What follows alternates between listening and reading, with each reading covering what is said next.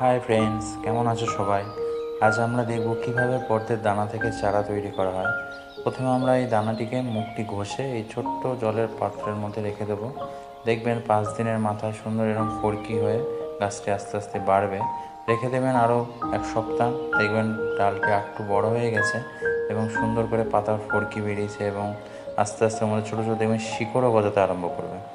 আরও 1 সপ্তাহ রাখবেন, দেখবেন শিকড়গুলি কত বড় বড় হয়ে গেছে। দেখবেন 15 থেকে 20 দিনের মাথায় গাছের একদম সুন্দর আরও কটি ডালপালা বেরোবে এবং শিকড়গুলো একটু বড় হয়ে যাবে। তারপরে গাছটিকে আস্তে আস্তে নেবেন, নিয়ে একটি ছোট্ট পাত্র কিংবা একটা বালতির মধ্যে ছোট্ট একটু আঙুল দিয়ে ফুটো করে মাটির মধ্যে বসিয়ে দেবেন। গাছটি যখন ধরে যাবে তখন ওখান থেকে গাছটি তুলবেন এবং সুন্দর করে নিয়ে একটা ছোট্ট একটু বড় গামলা বা গামলার মধ্যে সাজিয়ে রাখবেন। দেখবেন গাছটি আরও ডালপালা ছড়াবে।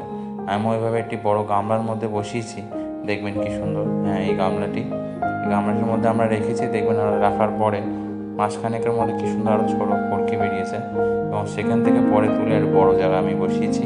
দেখবেন এই দেখুন কি সুন্দর একটা ছোট্ট কড়ি এসেছে 1-2 মাস 3 মাসের মাথায়। তারপরে এই দেখুন শেষ পর্যন্ত একটা সুন্দর ফুল ফুটেছে। আপনি এভাবে করবেন আপনার বাড়িতে, দেখবেন এইভাবে সফল হবেন।